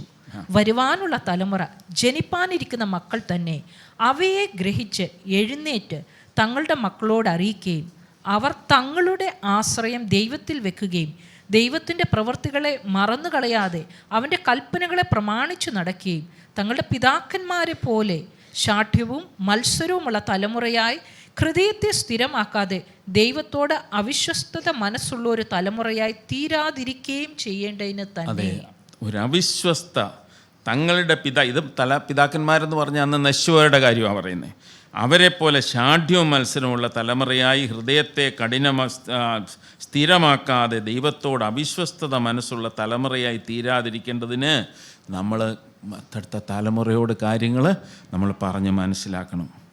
നമ്മളിങ്ങനെ മുമ്പോട്ട് വരുമ്പോൾ ഈ പഴയ നിയമ പുസ്തകത്തിൻ്റെ അവസാനത്തെ പുസ്തകമായ മലാക്കി പ്രവചനത്തിലേക്ക് നമ്മൾ വന്നാൽ അതിൻ്റെ 4-ാമത്തെ അധ്യായത്തിൻ്റെ 6-ാമത്തെ വാക്യം, പഴയ നിയമത്തിൻ്റെ നമ്മുടെ ബൈബിളിലെ ഏറ്റവും ലാസ്റ്റ് വചനം നമുക്കൊന്ന് ശ്രദ്ധിക്കാം. ഞാൻ വന്നു ഭൂമിയെ സംഹാര ശപഥം കൊണ്ട് ദണ്ഡിപ്പിക്കാതിരിക്കേണ്ടതിന് അവൻ അപ്പന്മാരുടെ ഹൃദയം മക്കളോടും മക്കളുടെ ഹൃദയം അപ്പന്മാരോടും നിരപ്പിക്കും. ഇവിടെ പറയുന്നത് അപ്പന്മാരുടെ ഹൃദയത്തെ മക്കളോടും ഹൃദയത്തോടും മക്കളുടെ ഹൃദയത്തെ അപ്പന്മാരുടെ ഹൃദയത്തോടും ഒരു നിരപ്പിക്കും. കർത്താവ് പറയുക. അത് പറയുന്ന അതിൻ്റെ 5-ാമത്തെ വാക്യം പറയുന്നത്, യഹോവയുടെ വലുതും ഭയങ്കരമായ നാൾ വരുന്നതിന് മുമ്പേ ഞാൻ നിങ്ങൾക്ക് ഏലിയാ പ്രവാചകനെ അയക്കും. ഞാൻ വന്ന് ഭൂമിയെ സംഹാര ശപഥം കൊണ്ട് ദണ്ഡിപ്പിക്കാതിരിക്കേണ്ടതിന് അവൻ അപ്പന്മാരുടെ ഹൃദയം മക്കളോടും മക്കളുടെ ഹൃദയം അപ്പന്മാരോടും നിരപ്പിക്കും. ഒരു വലിയ നിരപ്പ് അപ്പനും മക്കളും തമ്മിൽ. നമ്മൾ പറയുന്നത് വല്ലതും കേൾക്കണമെങ്കിൽ ഒരു നിരപ്പില്ലാതെ വല്ലതും ആരിലും കേൾക്കും? ഇപ്പോഴത്തെ വലിയ പ്രശ്നമെന്ന് പറഞ്ഞാൽ അപ്പൻ്റെ ഹൃദയവും മകൻ്റെ ഹൃദയവും തമ്മിൽ ഒരു നിരപ്പും ഇല്ലെന്നുള്ളതാണ് വിഷയം.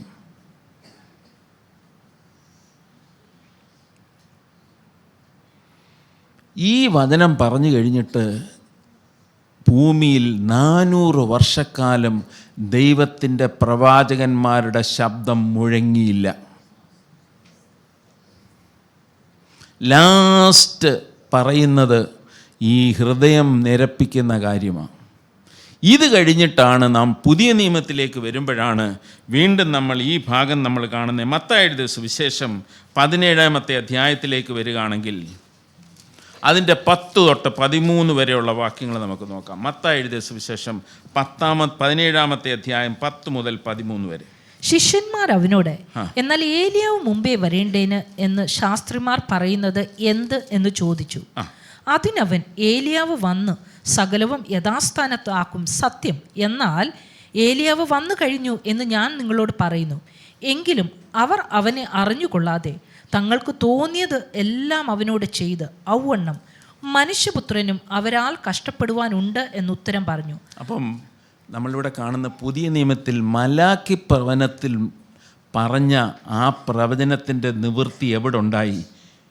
യോഹന്നാൻ്റെ ജനനത്തോടെ ഉണ്ടായി. യോഹന്നാൻ്റെ ശുശ്രൂഷയിൽ മലാക്കി വഴി പറഞ്ഞ കാര്യങ്ങൾ നിവൃത്തിയായി. ഇതിൻ്റെ കുറച്ചുകൂടെ ഒരു എക്സ്പ്ലനേഷൻ നമ്മൾ കാണണമെങ്കിൽ ലൂക്കോസിൻ്റെ സുവിശേഷം 1-ാമത്തെ അധ്യായം നമുക്ക് വരാം. ലൂക്കോസ് 1-ാമത്തെ അധ്യായത്തിൻ്റെ 13-ാമത്തെ വാക്യം നമുക്ക് ശ്രദ്ധിക്കാം. ദൂതൻ അവനോട് പറഞ്ഞത്, ഇത് സെക്കരിയ പ്രവാചകൻ, പുരോഹിതൻ, സെക്കരിയ പുരോഹിതനോട് ദൂതൻ പറഞ്ഞു, ഭയപ്പെടേണ്ട, നിന്റെ പ്രാർത്ഥനയ്ക്ക് ഉത്തരമായി നിന്റെ ഭാര്യ എലിസബത്ത് നിനക്ക് ഒരു മകനെ പ്രസവിക്കും, അവന് യോഹന്നാൻ എന്ന് പേരിടണം. അപ്പം ഇങ്ങനെയാണ് സെക്കരിയാവിന് ദൈവത്തിൻ്റെ ദൂതൻ ഇറങ്ങി വന്ന്, ആലയത്തിൽ ഇറങ്ങി വന്ന് താൻ അരുളപ്പാട് കൊടുത്ത്, അങ്ങനെയാണ് യോഹന്നാൻ്റെ ജനനം. ഇതവിടെ നിൽക്കട്ടെ. ഇനി 16-ാമത്തെ വാക്യം വായിക്കാം. അവൻ ഇസ്രായേൽ മക്കളിൽ പലരെയും അവരുടെ ദൈവമായ കർത്താവിലേക്ക് തിരിച്ചു വരുത്തും. അവൻ അപ്പന്മാരുടെ ഹൃദയങ്ങളെ മക്കളിലേക്കും വഴങ്ങാത്തവരെ നീതിമാന്മാരുടെ ബോധത്തിലേക്കും തിരിച്ചു കൊണ്ടു ഒരുക്കമുള്ള ഒരു ജനത്തെ കർത്താവിന് വേണ്ടി ഒരുക്കുവാൻ അവന് മുമ്പായി ഏലിയാവിൻ്റെ ആത്മാവോടും ശക്തിയോടും കൂടെ നടക്കും. മലാക്കി പ്രവചനത്തിൽ പറഞ്ഞ പ്രവചനത്തിൻ്റെ നിവൃത്തിയാണ് ഇവിടെ എഴുതിയേക്കുന്നത്. എന്താ എഴുതിയേക്കുന്നത്? അപ്പന്മാരുടെ ഹൃദയങ്ങളെ മക്കളിലേക്കും വഴങ്ങാത്തവരെ നീതിമാന്മാരുടെ ബോധത്തിലേക്കും തിരിച്ചുകൊണ്ട് ഒരുക്കമുള്ള ഒരു ജനത്തെ കർത്താവിന് വേണ്ടി ഒരുക്കുവാൻ അവൻ്റെ മുമ്പായി ഏലിയാവിൻ്റെ ആത്മാവോടും ശക്തിയോടും കൂടെ നടക്കും. എന്നാലും ചോദിക്കേ, ദൈവത്തിൻ്റെ പദ്ധതികൾ, ദൈവം തമ്പുരാൻ ഒരു കാര്യം പറയുന്നത് 400 വർഷം മുമ്പ് മലാക്കിയിൽ വഴി കർത്താവ് പറഞ്ഞത് ഇവിടെ ദാണ്ട് അതേ സംഭവം ലൂക്കോസിൽ യോഹന്നാനിൽ നിവൃത്തിയാകുക. അതേ കാര്യമെടുത്ത് എഴുതിയിരിക്കുക. ദൈവം തലമുറയായിട്ട് ദൈവം ഇങ്ങനെ പ്രവർത്തിച്ചു കൊണ്ടിരിക്കുക. ഈ പറഞ്ഞിരിക്കുന്നതിൻ്റെ എല്ലാം പൂർത്തീകരണത്തിലേക്ക് നമ്മൾ പൊയ്ക്കൊണ്ടിരിക്കുക. എത്ര ശ്രദ്ധയോടെ നമ്മൾ ഈ ദിവസങ്ങളിൽ ജീവിക്കേണ്ടതായിട്ടുണ്ട്. അതാണ് നമ്മുടെ വിഷയം. എന്നിട്ട് ഇവിടെ നമ്മൾ തിരിച്ച് മത്തായി എഴുതിയ സുവിശേഷത്തിലേക്ക് വന്നാൽ അതിൻ്റെ 3:2 നമ്മളൊന്ന് എടുത്ത് നോക്കുമ്പോൾ യോഹന്നാൻ്റെ ശുശ്രൂഷയെക്കുറിച്ച് നമുക്കൊന്ന് കാണാം. സ്വർഗരാജ്യം സമീപിച്ചിരിക്കാൻ മാനസാന്തരപ്പെടുവേൻ എന്ന് പറഞ്ഞ് മരുഭൂമിയിൽ വിളിച്ചു പറയുന്നതിൻ്റെ വാക്കാവിത്. കർത്താവിൻ്റെ വഴി ഒരുക്കി അവൻ്റെ പാത നിരപ്പാക്കുവിൻ എന്നിങ്ങനെ യെശയ്യാ പ്രവാചകൻ പറഞ്ഞവൻ ഇവൻ തന്നെ. അതെ, അവൻ തന്നെ. 3:6 തങ്ങളുടെ പാപങ്ങളെ ഏറ്റുപറഞ്ഞുകൊണ്ട് യോർദാൻ നദിയിൽ അവനാൽ സ്നാനമേറ്റു. അത് കഴിഞ്ഞ് മുമ്പോട്ട് വായിക്കാം. 7 കൂടെ വായിക്കാം. തൻ്റെ സ്നാനത്തിനായി പരീശരിലും സദൂക്യരിലും പലർ വരുന്നത് കണ്ടാറേ അവൻ അവരോട് പറഞ്ഞത്, സർപ്പസന്തതികളെ, വരുവാനുള്ള കോപത്തെ ഒഴിഞ്ഞ് ഓടിപ്പോകുവാൻ നിങ്ങൾക്ക് ഉപദേശിച്ചു തന്നത് ആർ? ദൈവരാജ്യം സമീപിക്കുന്നു, അതുകൊണ്ട് മാനസാന്തരപ്പെടണമെന്നാ പ്രസംഗിച്ച്. എന്നിട്ട് പറയുക, ദൈവരാജ്യമെന്ന് പറഞ്ഞാൽ ഈ ഐക്യമത്യവും നന്മയുമൊക്കെ ഉണ്ടെങ്കിലും ന്യായവിധിയും അതിൻ്റെ കൂടുണ്ടെന്നാണ് സദൂക്യരോട് പറഞ്ഞത്.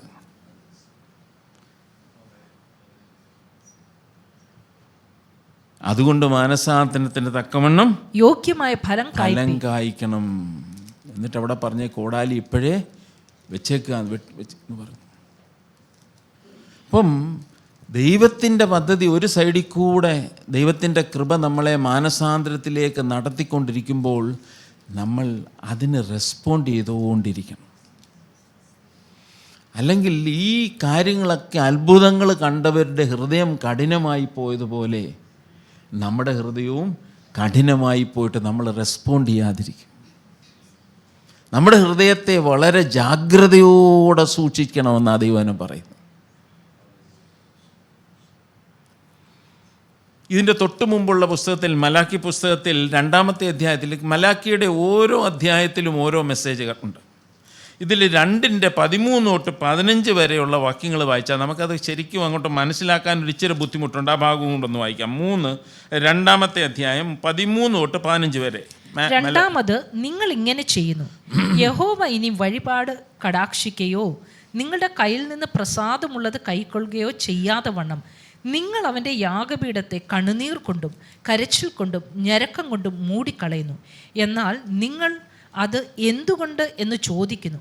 യഹോവ നിനക്കും നീ അവിശ്വസ്തത കാണിച്ചിരിക്കുന്ന നിന്റെ യൗവനത്തിലെ ഭാര്യയ്ക്കും മധ്യേ സാക്ഷിയായിരുന്നതുകൊണ്ട് തന്നെ അവൾ നിന്റെ കൂട്ടാളിയും നിന്റെ ധർമ്മപത്നിയുമല്ലോ. ലേശം പോലും സുബോധം ശേഷിച്ചിരുന്ന ഒരുത്തൻ ഒരിക്കലും അങ്ങനെ ചെയ്തിട്ടില്ല. എന്നാൽ ആ ഒരുത്തൻ എന്തു ചെയ്തു? ദൈവം വാഗ്ദാനം ചെയ്ത സന്തതിയെ അവൻ അന്വേഷിച്ചു. നിങ്ങളുടെ ഉള്ളിൽ സൂക്ഷിച്ചുകൊള്ളുവീൻ, തൻ്റെ യൗവനത്തിലെ ഭാര്യയോട് ആരും അവിശ്വസ്തത കാണിക്കരുത്. ഇങ്ങനെയാണ് ഇത് ഇവിടെ പരിഭാഷപ്പെടുത്തിയിരിക്കുന്നത്. ഞാൻ ഇംഗ്ലീഷിലെ ഒരു പരിഭാഷ ഞാൻ വായിച്ച് കേൾപ്പിക്കാം. Here is another thing you do. You cover the Lord's altar with tears, weeping and groaning, because he pays no attention to your offerings and doesn't accept them with pleasure. എന്ന് പറഞ്ഞാൽ നിങ്ങൾ ഈ കർത്താവിന് കൊണ്ടുവന്ന ആ കർത്താവിൻ്റെ യാഗങ്ങളിലൊന്നും ദൈവം പ്രസാദിക്കുന്നില്ലെന്ന് പറഞ്ഞ് നിങ്ങൾ കരഞ്ഞുകൊണ്ടിരിക്കുകയാണ് എന്നുള്ളത് ആ ഭാര്യ പറയുന്നത്. എന്നിട്ട് നിങ്ങൾ പറയുന്നത് ദൈവം എന്താണ്, you cry out, why doesn't the lord accept my worship, എൻ്റെ ആരാധന ദൈവം എന്താണ് സ്വീകരിക്കാത്തത്? I will tell you why, ഞാൻ പറയാം എന്താ കാര്യമെന്ന്. Because the lord witness the vows you and your wife made when you are young. നീ നിൻ്റെ ഭാര്യയും യൗവനത്തിലെ ഭാര്യയും നീയും തമ്മിൽ അന്നെടുത്ത ഉടമ്പടി ഞാൻ അതിൻ്റെ സാക്ഷിയാണ്. But you have been unfaithful to her. അവളോട് നീ അവിശ്വസ്തത കാണിച്ചു. Though she remained faithful partner, the wife of your marriage vows. അതിവിടെ പറയുന്നത് അവൾ നിന്നോട് വിശ്വസ്തയായിരിക്കും, നീ അവളോട് അവിശ്വസ്തത കാണിച്ചു. അന്നത്തെ കാര്യം എന്ന് പറഞ്ഞാൽ പുരുഷ മേധാവിത്വമായിരുന്നു അന്ന് ആ സമയത്തൊക്കെ ഉണ്ടായിരുന്നതെന്നും കൂടെ നമ്മൾ മനസ്സിലാക്കണം. എന്നിട്ട് അടുത്ത ഭാഗം നമ്മളിങ്ങനെ കാണും. Didn't the lord make you one with your wife. നിൻ്റെ ഈ ദൈവം നിന്നെയും ഭാര്യയും ഒന്നിപ്പിച്ചതല്ലയോ? In body and spirit you are his. നീ ആത്മാവിലും ശരീരത്തിലും നീ അവൻ്റേതാണ്. And what does he want? Godly children. അവൻ എന്തുവാ നിന്നിൽ നിന്ന് ഈ ഗോഡ്ലി മാരേജ് ഈ യൂണിയനിൽ നിന്ന് ആഗ്രഹിക്കുന്നത്? Godly children. മലാക്കി പറയുക, എനിക്ക് നിന്നിൽ നിന്ന് നിൻ്റെ ആരാധന ഞാൻ സ്വീകരിക്കാത്തതിൻ്റെ കാര്യം നീ നിൻ്റെ ഭാര്യയും തമ്മിൽ ഉള്ള ആ ഒരു കുടുംബജീവിതത്തിൽ നിന്ന് ദൈവഭക്തരായിട്ടുള്ള മക്കൾ വെളിയിൽ വരുന്നില്ല. I desire godly children. ദൈവഭയമുള്ള മക്കൾ. ഒരു കാര്യം ഓർക്കണം, നമ്മുടെ കുടുംബത്തിൽ നമ്മുടെ മക്കൾ ദൈവഭക്തരായിട്ട് വെളിപ്പെട്ട് വരണമെന്നാണ് ദൈവം ആഗ്രഹിക്കുന്നത്. അതിന് ഏറ്റവും ആവശ്യമായിരിക്കുന്ന, ഇന്ന് സഹോദരൻ പറഞ്ഞ പോലെ, കുടുംബത്തിൽ ഭാര്യയും ഭർത്താവും തമ്മിലുള്ള വലിയൊരു ഐക്യമത്യം ആവശ്യമാണ്, ഒരു യൂണിയൻ ആവശ്യമാണ്. ആ വിവാഹത്തിൻ്റെ ആ വോസ് അതെല്ലാം നമ്മൾ പാലിക്കേണ്ടത് ആവശ്യമാണ്. അങ്ങനെയാണ് യഥാർത്ഥത്തിൽ ഒരു ദൈവപൈതൽ വെളിപ്പെട്ടു വരുന്നത്. അല്ലെങ്കിൽ ദൈവത്തിന് നമ്മുടെ ആരാധന പോലും സ്വീകരിക്കാൻ കഴിയത്തില്ല എന്ന് ആ മലാക്കിയിൽ എഴുതിയേക്കുന്നു. ദൈവവചനത്തിൽ നമ്മളിങ്ങോട്ട് വരുമ്പോൾ തിമോത്തിയുടെ ലേഖനം എടുത്തു കഴിയുമ്പോൾ ദൈവത്തിൻ്റെ ആലയത്തിൽ എന്തെങ്കിലും ശുശ്രൂഷിക്കേണ്ടവർ എത്ര കുടുംബജീവിതത്തിൽ സൂക്ഷിക്കണമെന്നാണ് ദൈവം എഴുതിയത്. 1 തിമോത്തി 3 അധ്യായത്തിൻ്റെ ചില വാക്യങ്ങൾ വളരെ പെട്ടെന്ന് വായിക്കാം. 1 തിമോത്തിയോസ് 3 അധ്യായം 1 വാക്യം, 4 വാക്യം, 5 വാക്യം. ഒരുവൻ അധ്യക്ഷ സ്ഥാനം കാംക്ഷിക്കുന്നുവെങ്കിൽ നല്ല വേല ആഗ്രഹിക്കുന്നു എന്നുള്ളത് വിശ്വാസയോഗ്യമാകുന്നു. ശാന്തനും കലഹിക്കാത്തവനും ദ്രവ്യാഗ്രഹമില്ലാത്തവനും സ്വന്തം കുടുംബത്തെ നന്നായി ഭരിക്കുന്നവനും മക്കളെ പൂർണ്ണ ഗൗരവത്തോടെ അനുസരണത്തിൽ പാലിക്കുന്നവനും ആയിരിക്കണം. മക്കളെ പൂർണ്ണ ഗൗരവത്തോടെ അനുസരണത്തിൽ പാലിക്കുന്നവനായിരിക്കണം. ദൈവസഭയിൽ ഒരു ഉത്തരവാദിത്വം ഏറ്റെടുക്കുമ്പോൾ കുടുംബജീവിതം വളരെ പ്രധാനമാണ്. കുടുംബജീവിതത്തിനെതിരായിട്ട് പിശാച് വളരെ പ്രവർത്തിച്ചുകൊണ്ടിരിക്കുമ്പോൾ പോലും കുടുംബജീവിതത്തെ വളരെ ഭംഗിയോടെ നമ്മൾ നടത്തിക്കൊണ്ട് പോകാനുള്ള വലിയൊരു കൃപ ദൈവത്തിൽ നിന്ന് പ്രാപിക്കേണ്ടതായിട്ടുണ്ട്. ഇതിൻ്റെ 12 വാക്യം ഒന്ന് വായിച്ചേ.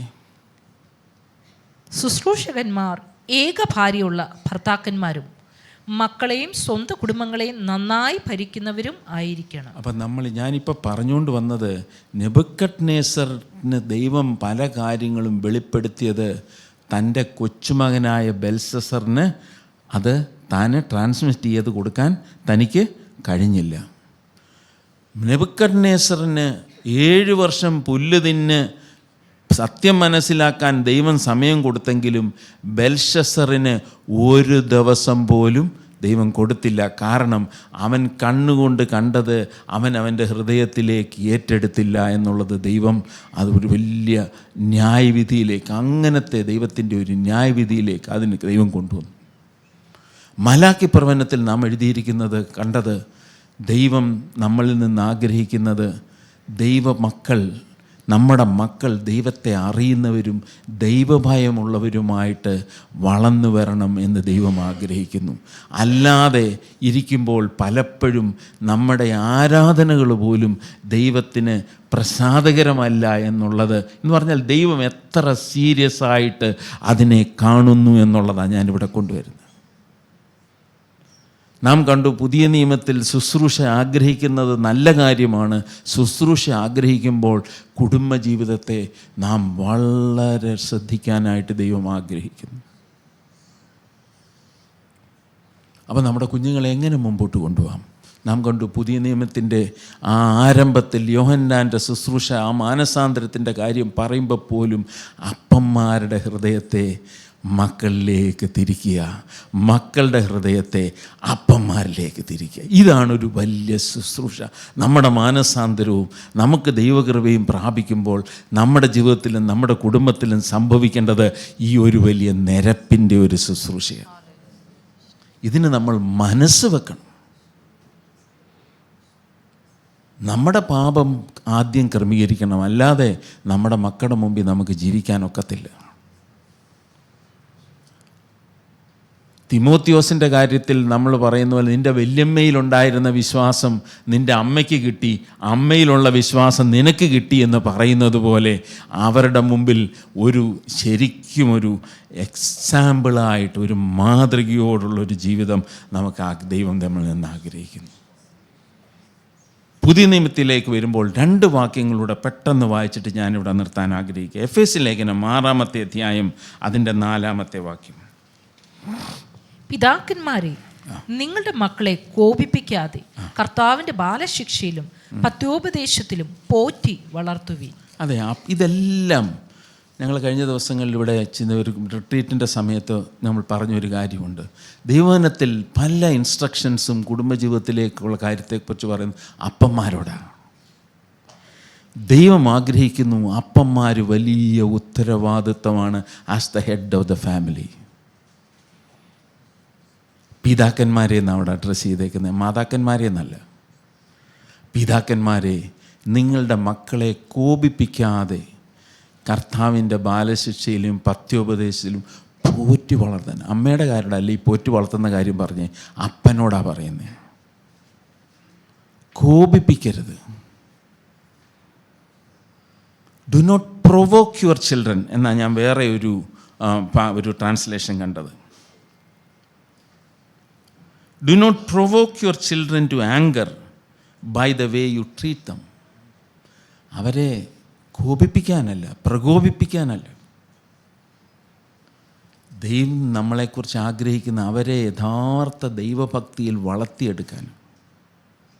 കൊലോസ്യ ലേഖനം 3-ാമത്തെ അധ്യായത്തിൻ്റെ 21-ാമത്തെ വാക്യം കൂടെ നമുക്ക് വായിക്കാം.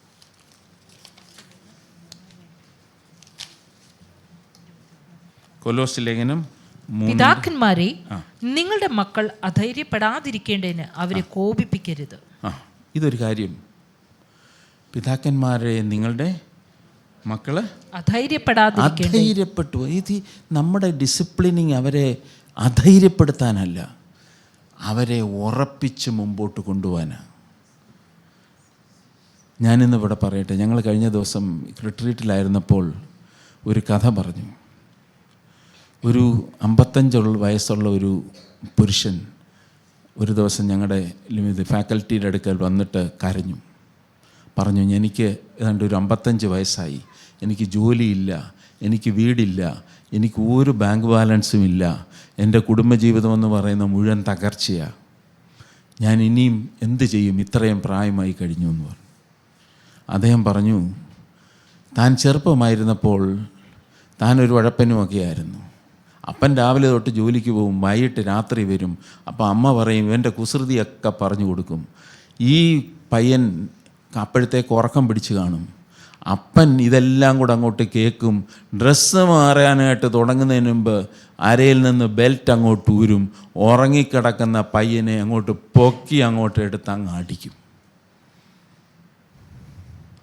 ഈ മനുഷ്യൻ ഈ ബെൽറ്റിൻ്റെ അടി കൊണ്ടുകൊണ്ട് ഉണരും. അദ്ദേഹത്തിൻ്റെ കോപവും കാണും. ഇദ്ദേഹം ഇങ്ങനെ പല നാളുകളും പോയി കഴിഞ്ഞപ്പോൾ ഇദ്ദേഹത്തിൻ്റെ ഉള്ളിലൊരു ചിന്ത വന്നു, ഈ മനുഷ്യനെ എന്നെ കരയിച്ച പോലൊന്ന് കരയിക്കണം. ആ കുഞ്ഞു മനസ്സിൽ ആകപ്പാടെ വന്ന ചിന്ത എന്താണെന്നറിയാമോ? ഞാനൊന്നും മരിക്കുമ്പോഴെങ്കിലും ഇയാൾ കരയുമല്ലോ, അതുകൊണ്ട് എനിക്ക് ഒന്ന് മരിക്കണം. ഇയാളുടെ മുമ്പിൽ വെച്ച് എൻ്റെ ബോഡിയൊക്കെ അങ്ങോട്ട് എടുത്തുകൊണ്ട് പോകണം. ഇദ്ദേഹത്തിൻ്റെ ലൈഫിലെ ലക്ഷ്യം ഇതായിരുന്നു. ഇങ്ങനെയൊക്കെ ജീവിച്ചെങ്കിലും അവസാനം അപ്പം മരിച്ചു, മാന്യമായിട്ട് കൊണ്ട് അടക്കി. ഇപ്പം ഇദ്ദേഹം 55 വയസ്സുമായി ജീവിതത്തിൽ കംപ്ലീറ്റ് പരാജയപ്പെട്ടു. എന്നാലോചിച്ച് നോക്കിയേ, ആ അപ്പൻ്റെ ബെൽറ്റ് കൊണ്ടടി ഒരു ജീവിതത്തെ മാത്രമല്ല എത്ര പേരെ അഫക്റ്റ് ചെയ്തു. അന്ന് അദ്ദേഹം പറഞ്ഞു, താൻ അന്ന് ജീവിക്കുമ്പോൾ 3-ാമത്തെ ഒരു സ്ത്രീയുടെ കൂടെ ജീവിക്കുന്നത്. ആ സ്ത്രീ അന്ന് ഇന്ത്യക്കാരിയല്ല. ഇതൊരു മലയാളിയായിട്ടുള്ളൊരു മനുഷ്യൻ്റെ കഥ പറഞ്ഞതാണ്. എത്രയധികം പിതാക്കന്മാർ ശ്രദ്ധിക്കണമെന്നുള്ള വിഷയം പറഞ്ഞുണ്ട്. നമ്മുടെ കുഞ്ഞുങ്ങളെ കോപിപ്പിക്കാനല്ല, അതുപോലെ പ്രശ്നങ്ങളുണ്ടെങ്കിൽ നമ്മൾ മൂടി വെക്കാനല്ല. നമുക്ക് അത് ദൈവസന്നിധിയിൽ കൊണ്ടുവന്നിട്ട് ദൈവസഭയിൽ അതിനൊക്കെ സൊല്യൂഷനുണ്ട് എന്നുള്ളത് മനസ്സിലാക്കിയിട്ട് എപ്പോഴും നമ്മളിത് മൂടി വെക്കാനല്ല, നമ്മൾ ഹെൽപ്പ് എടുക്കേണ്ടിടത്ത് ഹെൽപ്പ് എടുക്കണം. പ്രശ്നങ്ങളുണ്ട്. ഈ അവസാന കാലത്തെപ്പറ്റി എന്തുവാ ദൈവവചനത്തിൽ എഴുതിയേക്കുന്നേ? 2 തിമോത്തി 3-ാമത്തെ അധ്യായത്തിൽ അവരെങ്ങനായിരിക്കും? ദുർഘട സമയങ്ങളാണ്. അവരെങ്ങനെ വരും? അവർ ഉഗ്രന്മാരായിക്കൊണ്ടിരിക്കുമെന്നാണ് പറയുന്നത്. ഉഗ്രന്മാർ. ഈ ഉഗ്രന്മാരുടെ ഇടയിലാണ് നമ്മുടെ മക്കൾ പോയി സ്കൂളിൽ പഠിക്കുന്നത്. അതൊക്കെ അവരിലേക്ക് പകരപ്പെടും. ഞാൻ വളരെ സീരിയസ് ആയിട്ട് നമ്മൾ ഈ കാര്യങ്ങൾ ഏറ്റെടുക്കണം എന്നുള്ള വലിയൊരു, കാരണം ഇതായിരുന്നു എൻ്റെ മനസ്സിൽ ഈ ഭാഗങ്ങളിലൂടെ വന്നത്. നമുക്കൊന്ന് ഏറ്റെടുക്കാം. അത് ഒരു വചനം കൂടെ വായിച്ചിട്ട് ഞാൻ നിർത്തിക്കോളാം. 2 ദിനവൃത്താന്തം 26-ാമത്തെ അധ്യായം 3 തുടങ്ങി 5 വരെയുള്ള വാക്യങ്ങൾ. 2 Chronicles 26:3-5. ഊസിയ വാഴ്ച തുടങ്ങിയപ്പോൾ അവന് 16 വയസ്സായി. ഉസിയ എന്ന് പറയുന്ന രാജാവ് താൻ വാഴ്ച തുടങ്ങിയപ്പോൾ തനിക്ക് 16 വയസ്സേ ഉള്ളായിരുന്നു. വായിച്ചാട്ടെ. അവൻ 52 സംവത്സരം യെരൂശലേമിൽ വാണു. അവന്റെ അമ്മയ്ക്ക് യെഖോല്യ എന്നു പേർ.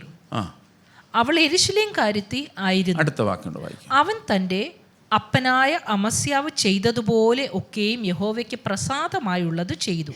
മുമ്പോട്ട് പോയി. ദൈവഭയത്തിൽ അവനെ ഉപദേശിച്ചു വന്ന സെക്കരിയാവിൻ്റെ ആയുഷ്കാലത്ത് അവൻ ദൈവത്തെ അന്വേഷിച്ചു. ദൈവഭയത്തിൽ അവനെ ഉപദേശിച്ചു വന്ന സെക്കരിയാവിൻ്റെ ആയുഷ്കാലത്ത് അവൻ ദൈവത്തെ അന്വേഷിച്ചു.